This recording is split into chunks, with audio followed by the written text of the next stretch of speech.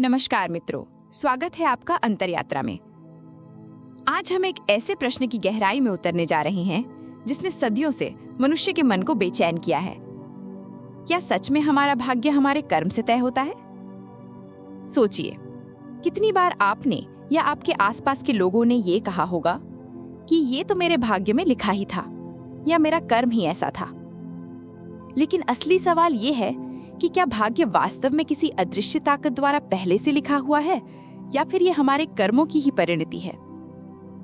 भारतीय दर्शन में भाग्य और कर्म का संबंध बेहद गहरा है। गीता में श्री कृष्ण ने स्पष्ट कहा है कि कर्मण्येवाधिकारस्ते मा फलेषु कदाचन, अर्थात तुम्हारा अधिकार सिर्फ कर्म करने में है, फल पर नहीं। ये वाक्य सीधा सीधा बताता है कि भविष्य का परिणाम हमारे हाथ में नहीं है, लेकिन उसका कारण यानी कर्म हमारे ही हाथ में है।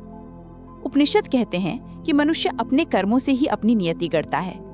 हर कर्म, चाहे छोटा हो या बड़ा, ब्रह्मांड में एक कंपन यानी वाइब्रेशन उत्पन्न करता है। यही कंपन समय और परिस्थिति के साथ लौटकर हमें ही परिणाम स्वरूप मिलता है। यही कर्मफल कहलाता है। मान लीजिए आपने एक आम का बीज बोया, तो स्वाभाविक है कि उसमें से आम का ही पेड़ निकलेगा, ना कि नीम का। इसी तरह हमारे कर्म बीज की तरह है और हमारा भाग्य उस बीज का फल। आज अगर हम अच्छे कर्म करते हैं, दूसरों की मदद करते हैं, सच्चाई और मेहनत से जीते हैं, तो वही ऊर्जा भविष्य में हमारे लिए शुभ फल लेकर लौटेगी। लेकिन अगर हमारे कर्म छल, आलस्य, स्वार्थ और दूसरों को दुख देने वाले हों, तो भविष्य का भाग्य भी उसी के अनुसार बनेगा।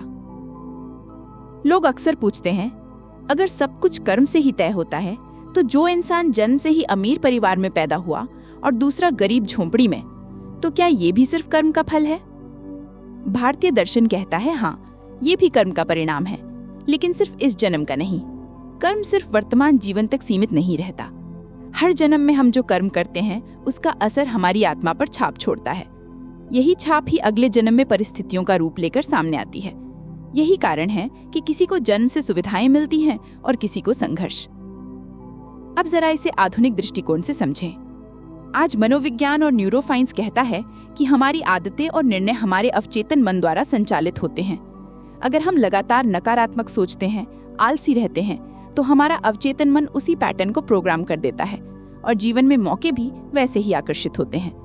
दूसरी तरफ अगर हम सकारात्मक सोच, अनुशासन और कड़ी मेहनत को अपनाते हैं, तो हमारे दिमाग के न्यूरल पाथवे उसी हिसाब से बनते हैं और जीवन के परिणाम बदल जाते हैं।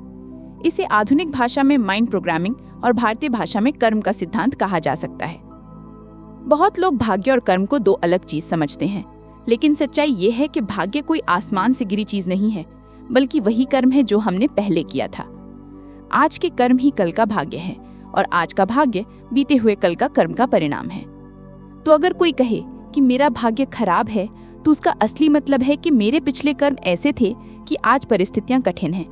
लेकिन इसका ये मतलब बिल्कुल नहीं कि हम भाग्य के गुलाम हैं, क्योंकि वर्तमान कर्म से हम भविष्य के भाग्य को बदल सकते हैं। महाभारत में एक सुंदर कथा आती है। एक बार युधिष्ठिर से किसी ने पूछा, क्या मनुष्य का भाग्य पहले से तय है या वो अपने प्रयास से उसे बदल सकता है? युधिष्ठिर मुस्कुराए और बोले, भाग्य और कर्म दोनों रथ के दो पहिए हैं। अगर तुम सिर्फ भाग्य पर बैठकर कुछ न करो तो रथ कहीं नहीं जाएगा। अगर तुम सिर्फ कर्म करते हो और भाग्य को नकारते हो, तब भी रथ असंतुलित हो जाएगा।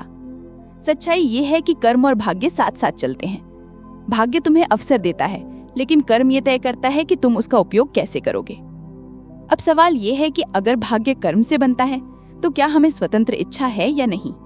गीता और आधुनिक मनोविज्ञान दोनों का उत्तर है हाँ, हमें स्वतंत्र इच्छा है। हम हर पल छोटे बड़े निर्णय लेते हैं। यही निर्णय हमारे कर्म को जन्म देते हैं और वही आगे जाकर भाग्य बनते हैं। आप चाहे तो किसी असफलता के बाद हार मान सकते हैं, ये भी एक कर्म है, या फिर उसी असफलता को सीख में बदलकर और मजबूत हो सकते हैं, ये भी एक कर्म है। निर्णय आपका है और यही स्वतंत्र इच्छा है। क्या भाग्य बदला जा सकता है? हाँ, बदला जा सकता है, लेकिन अचानक नहीं।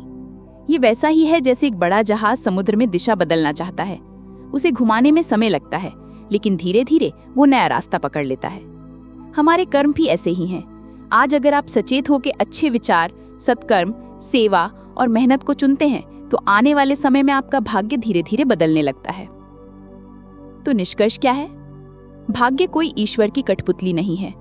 भाग्य कोई जादू की किताब नहीं है जिसमें सब पहले से लिखा हुआ है।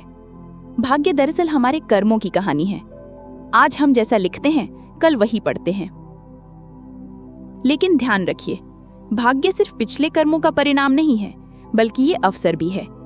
ये हमें संकेत देता है कि इस जीवन में हमें कौन सी परीक्षा पास करनी है।